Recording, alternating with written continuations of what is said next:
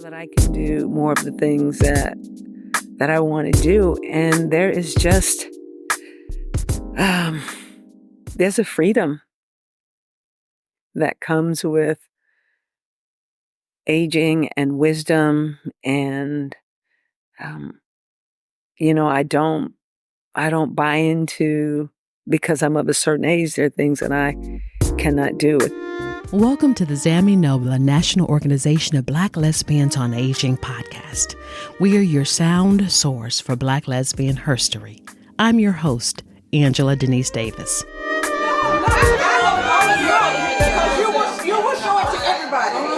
Good food, beautiful woman, and sister talk.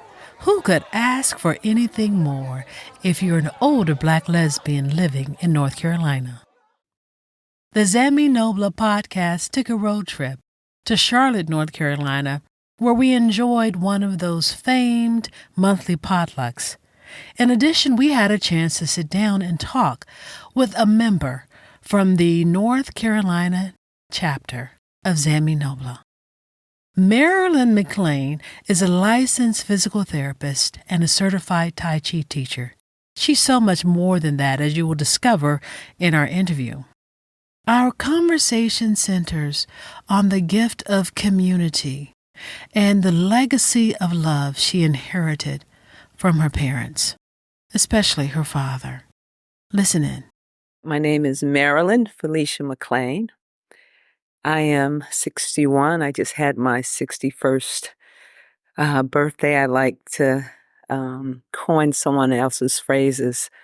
My appearance day. Birthday as my appearance day on this earthly plane. And I like to say I show up in the world as love and light and reflecting the divine in whomever I meet. And that can be in various modes. And I have a piece that my dad wrote to describe how he sees how I show up in the world. And particularly on my birthday, it was a 17-page letter he wrote to me. Oh, wow. But he really is the one who helped me to see love and the importance of showing up in a loving manner wherever I go. And so that thread is woven through all aspects of my life. Share some of that reflection with us. That would be very special. So as a little Black girl growing up, he knew the challenges of being Black in this world. And he used to stand me in front of the mirror and tell me how beautiful I was. And it took some time for me to, I think, really embody that. But that seed was planted from a very early age. And he was actually in California visiting with me and my partner at the time. And the night before he left, I'll read a small portion of it. He wrote me this 17-page letter. And so he has written, "You have been blessed. You are beautiful. You are as beautiful as any of God's creations. I see you as I greet the rising sun, where there is black blue darkness and brilliant skies, with moonlit accenting dew-covered grass and leaves. Slowly at first, there is a lighting of the skies, dimming the brilliance of the stars and the moon, pretty in their own right.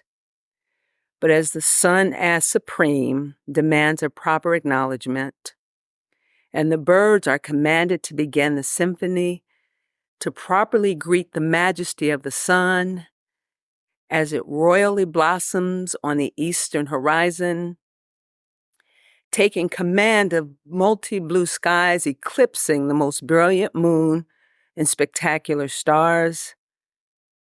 So it is with you when you enter a room. You just did not recognize it as others do. Everybody loves Marilyn. They can't help it. The power of the beauty within you, coupled with the ready, sincere smile and sparkling eyes, and the other components of your exterior beauty, demands attention. Oh, Marilyn, that's beautiful.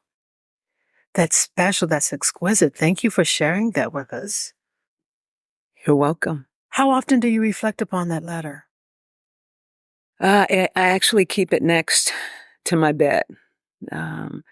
So at least once or twice a week, sometimes more often, if I'm going through things and there's some uncertainty, I reflect on that letter, because there are also components of it that, address moving through the world. And, so often.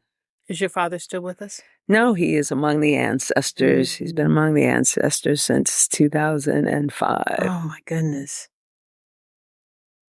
You spoke of him standing in front of the mirror and just reminding you of how you stood in the world.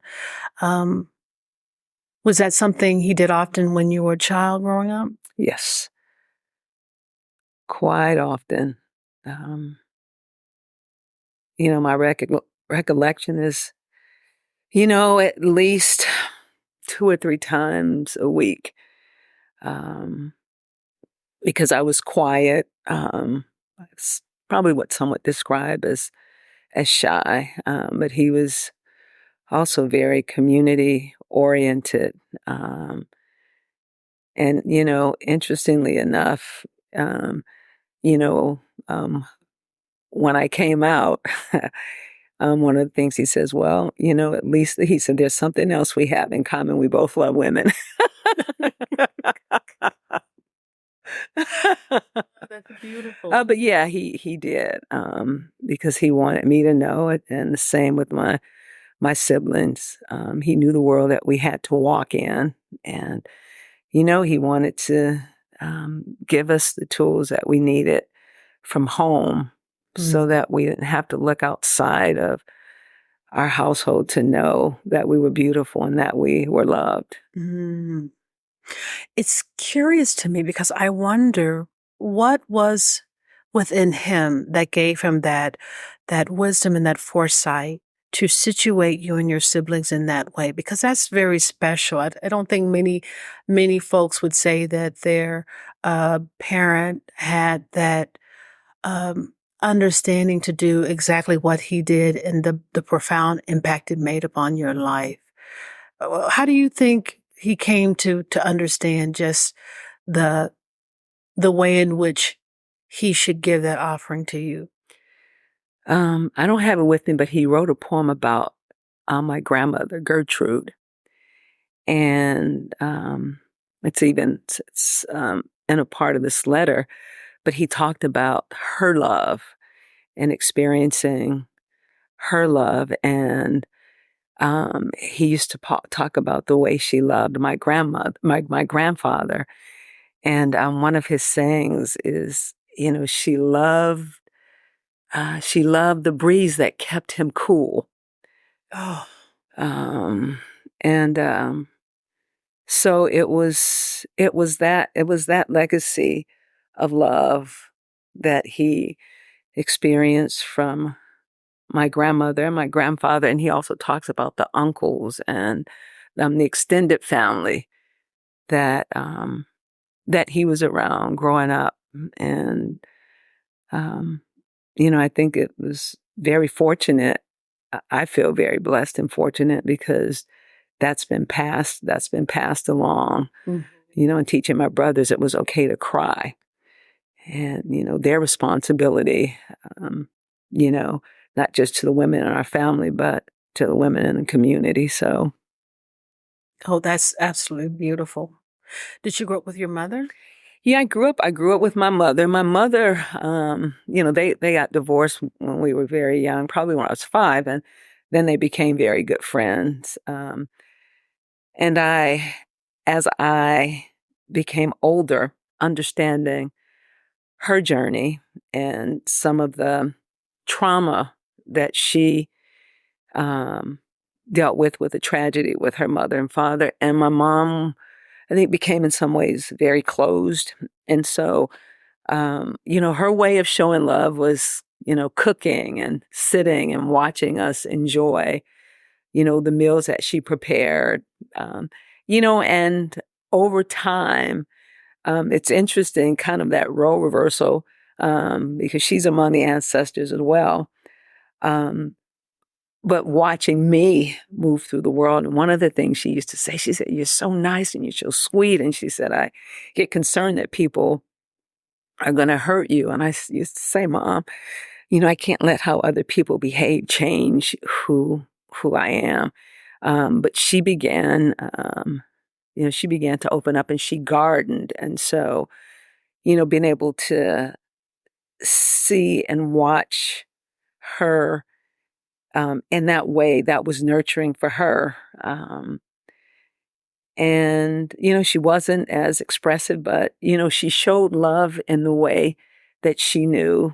And she, that was a blessing. So, I got a little bit from both of them, and the blessing of them, being able then to become very good friends, because they got married very young. But You have received a legacy of love. That's just beautiful. I have. Tell us a little bit about where you grew up and your birth order and some of the formative things of your childhood. Okay.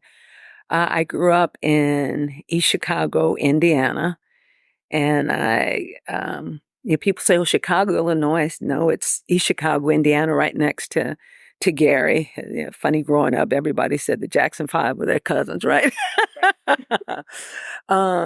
And it was a very diverse community because the steel mills were in East Chicago and Gary.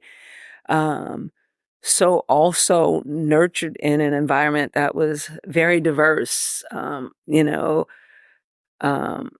Black, Caucasian, Greek, Italian, a pretty big Latino community. So I grew up with that richness.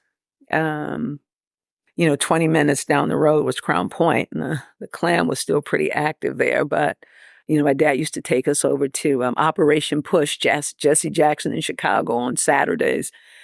So grew up in that, in that environment. I grew up in the Baptist church. But my dad also taught us that, you don't need an intermediary for God. You have to develop your own relationship as you understand it to be. And, so that was part of my upbringing. But, he was an avid reader. So lots of exposure to various other spiritual and religious practices. So that also shaped my life. I love sports. So I played basketball, still have friends of, 40, 50 years from that period of time. Grew up around cousins and community. And that's why it's so important to me, because I know that feeling of being in community. And again, just feel grateful. Mm-hmm. How many siblings do you have? I have an older sister. From my parents' marriage, it was myself, and then I have a older sister, and then both were remarried. And so I have two brothers. I have one brother who is with the ancestors now, and then I have one other sister who's, I guess, is the youngest. Yes. Mm-hmm. And I have raised her three children. Got them when they were 3, 10, and 11. Wow. And now they're 21, 28, and 29. Wow. With community. Yeah. The village showed up for me. Mm-hmm. Then you keep passing that love on that you received. Yes. Yes. Yes. how did you come to understand your sexual identity, and how was your community a part of shaping that understanding? Funny story. Very early on, I knew that I had an attraction to girls. We used to go to basketball games, and there was this beautiful cheerleader, and I wanted to go to the basketball game so that I could watch her. And I did. I probably watched her more than I watched the basketball game. And so, and I was probably like 5 or 6 years old. But it wasn't, sexuality wasn't talked about really. I heard people in the church who were homophobic, and of course, would use derogatory terms referring to gay men. And I had not heard the word lesbian. And I just knew I had this attraction to women and, had some boyfriends because it felt like, okay, that's what I'm supposed to do. And never got that pressure at home one way or the other. And it wasn't until I went away to college because in terms of my community, it really wasn't spoken of in any way positive. I came out when I was a freshman in college. I had gone on an urban studies program, and one of the seminars was called Ain't I a Woman? And led by a woman, and there were some lesbian women in one of our seminars. And I was like, wow, okay, there's somebody other than me. And one of my roommates was a lesbian. I didn't know it at first, but we started to hang out and play basketball, and we developed this attraction to one another. And that's when I knew, and that was, I'd have to say, like, that was the first time on this very deep level I felt like I was in love. There was this connection, and to have been in that environment where there were other lesbian women. And so when I went back to campus, which was up in Minnesota, one of the women actually went to school at one of the schools across the way. I went to St. Olaf College in Northfield, Minnesota, and it was Carleton College. And they actually had a support group over there. So I would catch the van over there, and then discovered, of course, some other women on my campus. And we would, go up to Minneapolis on weekends and go to the bar. So, after coming out to myself, and I sat down with my mom and my dad, and my dad said, as I said before, and my mom said, well, I've known all along, Marilyn. I was just waiting for you to feel free enough to tell us. And my older sister freaked out. She said, well, what are people going to say? And it's like, the most important people who love me accept me. And I'm not saying that, that I was just out in the community, because of course that was a process. Mm-hmm. Well, it's a long way from Indiana to North Carolina. And so many things, I'm sure, have happened in your life between those two places. After I graduated from college, a friend of mine had moved out to California, and she said, you should come visit. So I moved to California, and my undergraduate degree had been in political science, because at one point I thought I wanted to go to law school. Well, there wasn't a whole lot I could do with that degree. So, worked in a warehouse, delivered pizza and miscellaneous jobs, and then decided to become a personal trainer. So I did that for a little while, and wanting to help people, I decided actually to go to the police academy in California. So I did that and became a deputy sheriff. But once in that system, realized I couldn't help people in the way that I wanted. I wanted to be a presence in our community. But within that system, we know the things that go on. and actually had a little knee injury and actually ended up leaving the sheriff's department and, went back into doing personal training. Because of the injury, I ended up working in a private clinic. And when I was finished with my physical therapy, they knew I was a personal trainer and got hired as a physical therapy assistant. And then one of the owners said, Marilyn, you should go back and get your degree to become a physical therapist. He said, you're good with people. And so, went through a breakup in California. So it was time to move and started dating someone who had moved to North Carolina and came here for graduate school. And as I said, raised my nieces and nephews. So that consumed much of my time and really seeking community. After having gone to gay pride parades in San Francisco and coming here and the first one in Durham, I was like, seemed like it was 20 minutes long and it was over. But last year, I was told about ZAMI NOBLA and went to my first gathering at Carolina Beach. And almost instantly, I knew everyone was warm and welcoming, and we laughed and had a great time. And I said, this is it. I'm home. This is the group of women that I have been seeking.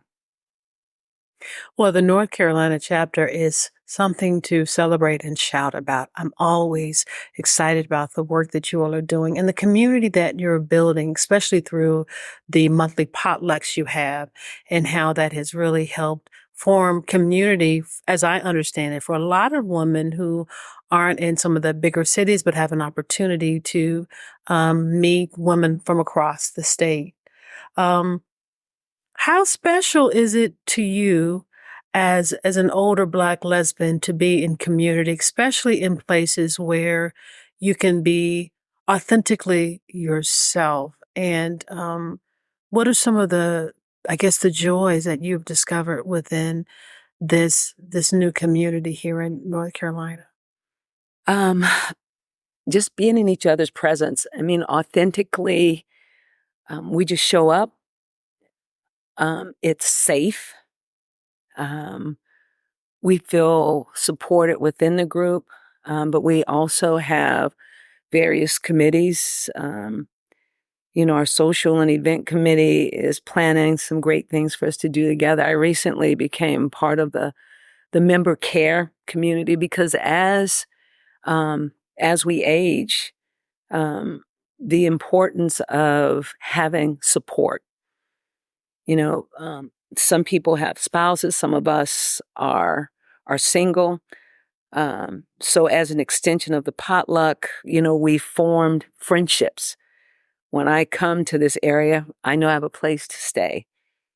We have decided that we have a list that we check in with the members by a phone call. I'm in the process. My assignment is to put together our community directory. There's a word that I use when I don't have words, and the word is ineffable.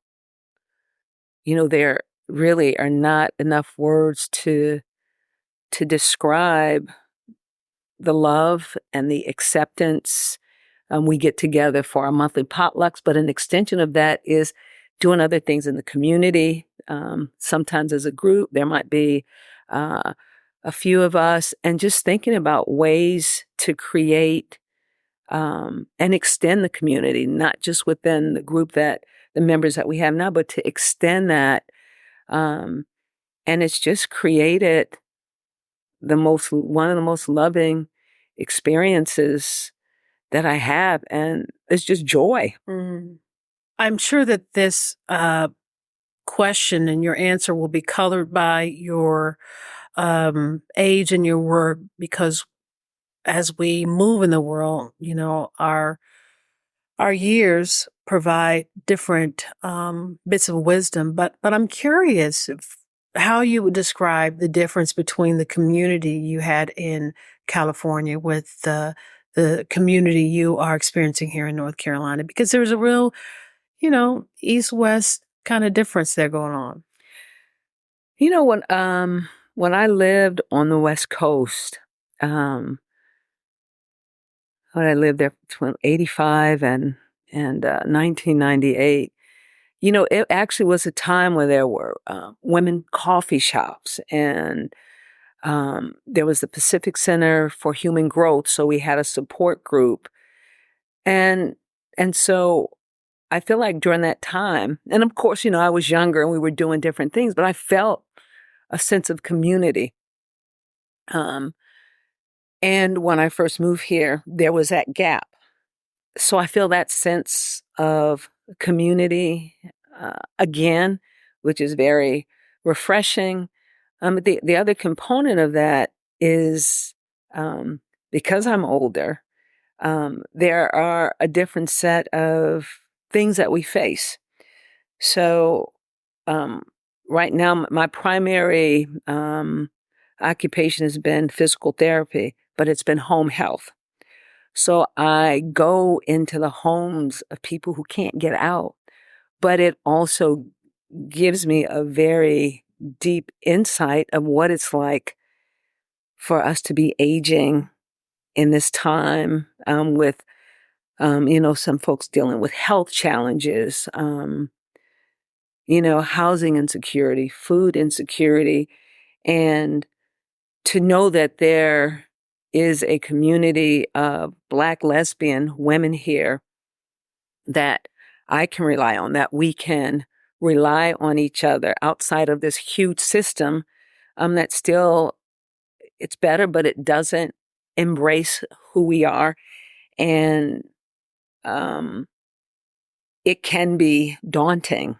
So health challenges, financial challenges, and just thinking about the things that ZAMI NOBLA offers to educational, the things that, that are on the local website, they're on the national website, to say we're here for each other and we want to empower each other. And, there's nothing like it. And part of, what I am trying to formulate is to take the experiences that I have, and to be able to give more and share more about navigating this medical system.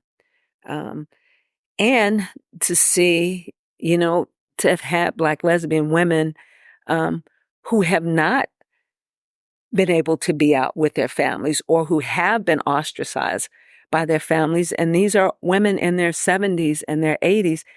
And to walk into their homes, and you begin to have conversations. And when I meet people, it's heart to heart. I see the vulnerability and can begin to talk. And for some women, for the first time, they've come out and we have conversations. But, it's a balm for what could be isolation. I know some of the women of which you speak who are older, who are afraid, and who just really don't seem to have the capacity to move outside the front door. There's a song Gaya Degbalola sings, I got out the closet, but I'm still not out the front door, I'm not on the front porch. I mean, there's just this real reality. There is this reality of so many women, older Black lesbians who find it difficult to be in community. What would you say to a sister who is standing on her front porch and really on her hypothetical front porch and really would benefit from the type of community that you found here in North Carolina? What would you say to encourage someone like that to move off of that porch and into community? I would share my experience in terms of coming into the ZAMI NOBLA community, and that it is a safe space to take a step and there's no pressure. And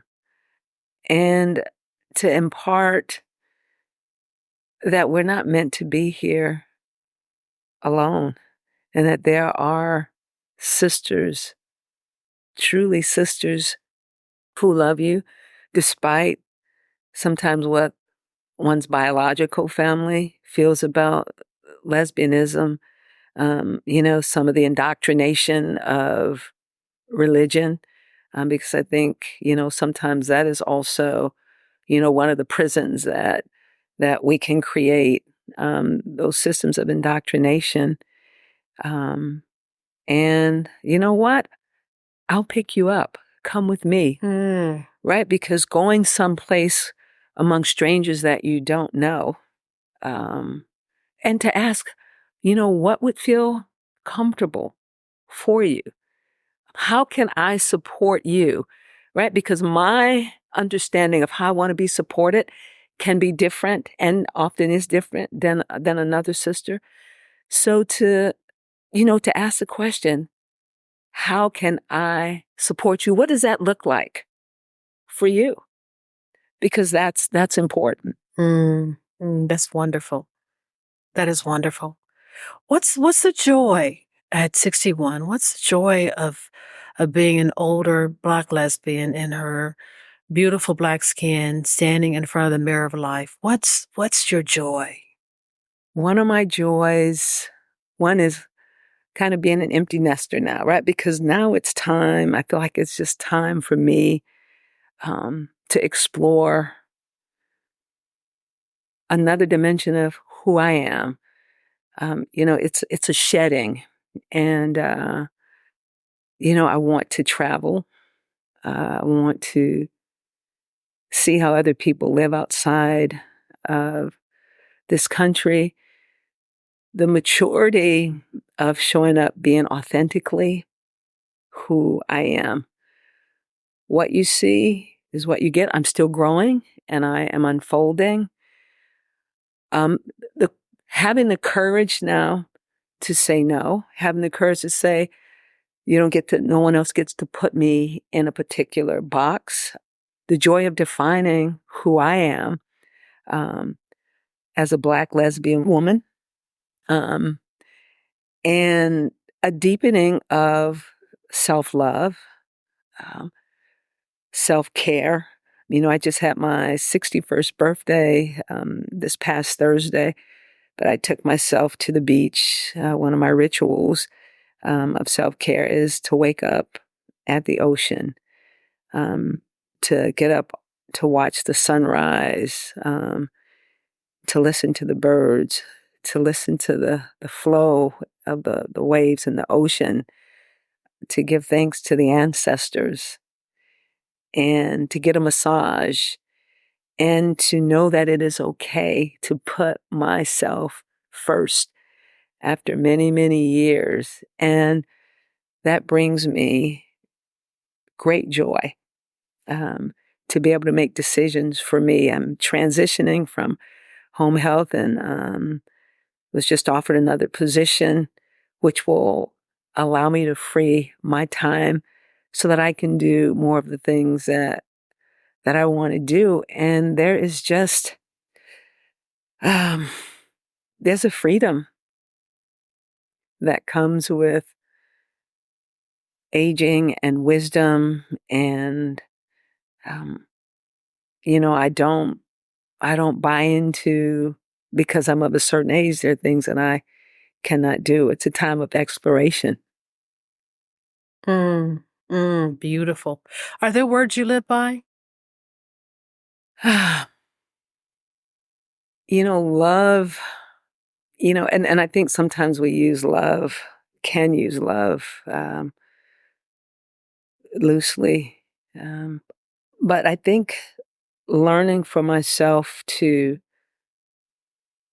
see my own divinity, and to see that in people I encounter, because I think everyone has a story, and really practicing non-judgment.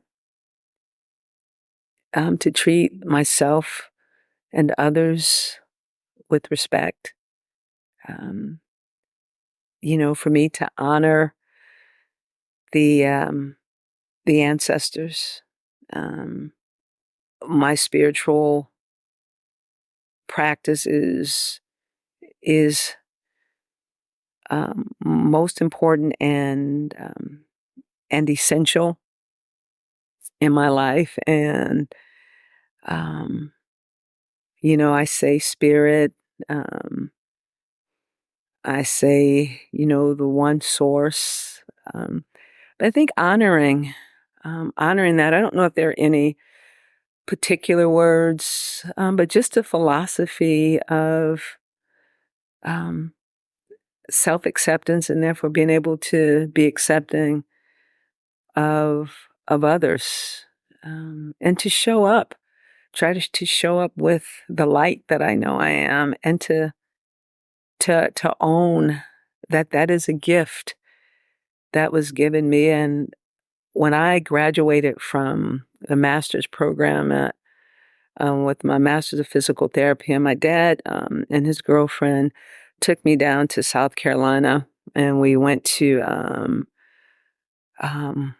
one of the compounds of a woman who is one of the organizers and really trying to keep, the Gullah land for the folks there. And one of the elders there told me to come and talk with her. And she said, you are a healer. She knew nothing about me other than that she saw that light. So I think the most important thing is I carry the light that Spirit has endowed me with, and to embody that, and to carry forth the spirit of the ancestors, because I am here because of all of the sacrifices they have made. I think about all of the, the Audre Lordes and all of the Black lesbian women who have been on the forefront. And I want to honor that. And so that's the way I strive to move through the world. Mm. We're doing this recording in the DoubleTree Hotel in downtown Charlotte.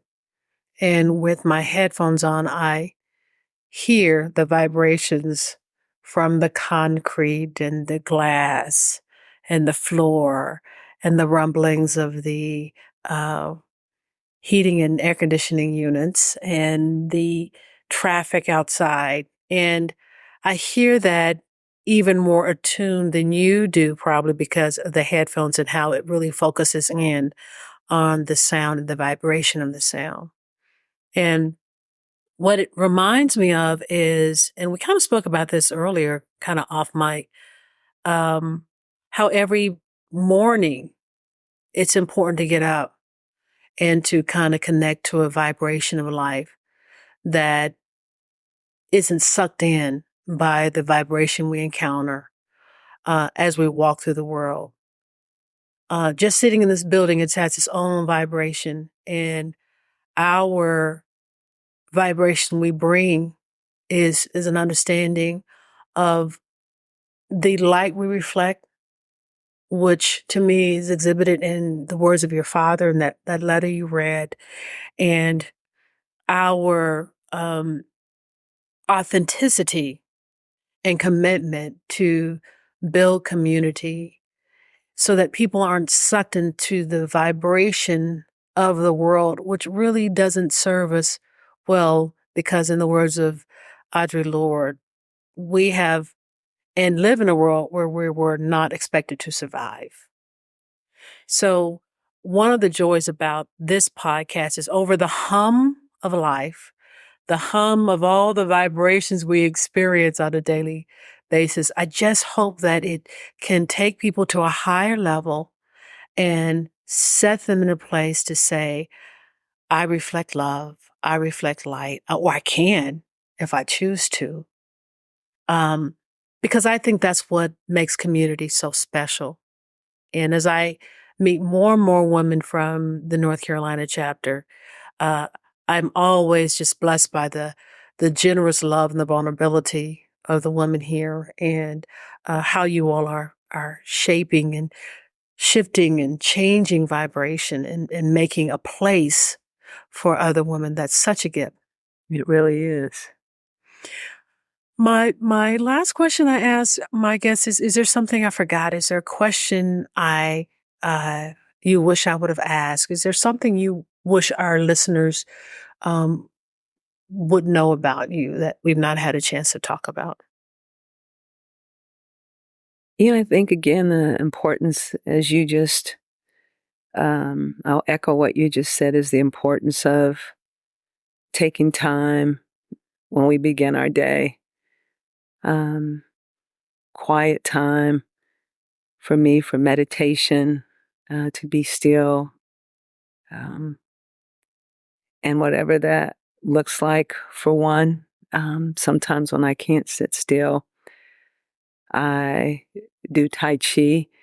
And one of the things that I'm working on developing is it's Tai Chi for health and for immunity.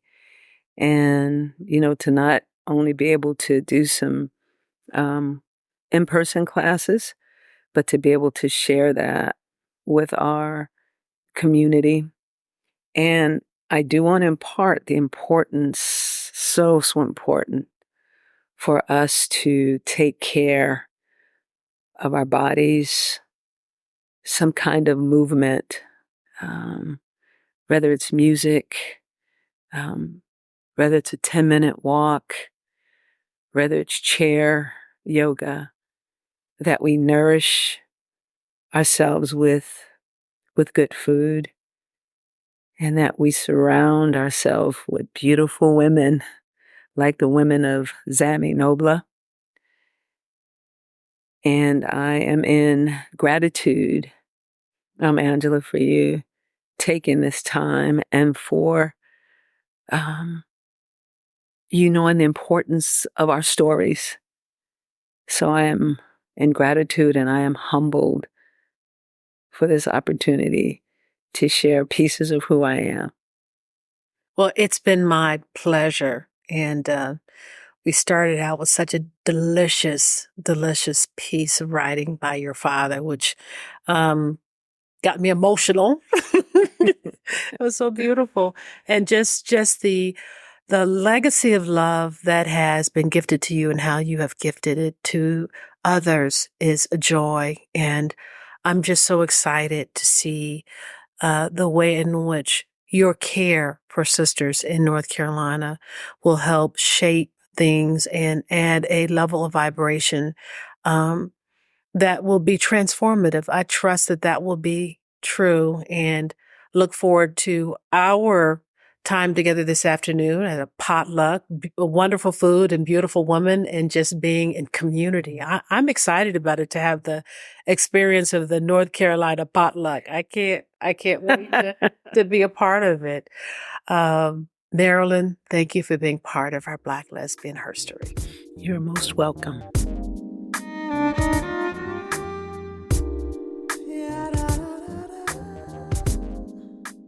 Thank you, Marilyn, for such a wonderful conversation. You indeed are leaving and weaving a legacy of love in the state of North Carolina. It's exciting. I just can't wait to see all the amazing things that will continue to grow out of your work and the work of the North Carolina chapter of ZAMI NOBLA. Those women in North Carolina are doing the damn thing, y'all. They are making it happen, and it's so exciting. Every time I hear about what they're doing and just the hard work, the love, the intention that they've established in their chapter over the past 3 years, it's terribly exciting. For those of you who have not had a chance to listen to the podcast episode I did with the state president of the North Carolina chapter, Janyce Jackson Jones, check into that. I'll leave a link to that episode in the show notes. And keep a lookout for what these women are doing. They really are making the commitment to be about us and for us. So it's terribly exciting what's happening in the state of North Carolina. I got my good eye on y'all. Sisters, I am watching you. Thank you for all your hard work. If you are interested in telling your story and sharing what's going on in your neck of the woods, hit me up with an email, AngelaJanyceDavis@ZAMI.NOBLA.org, and we can talk. In the meantime, friends, leave a review and rating wherever you listen to this podcast. It really does mean a lot. It means a great deal. A lot of hard work goes into this effort. So it's good to know that you're listening. Thanks so much. And in the meantime, my friends, have a sweet one.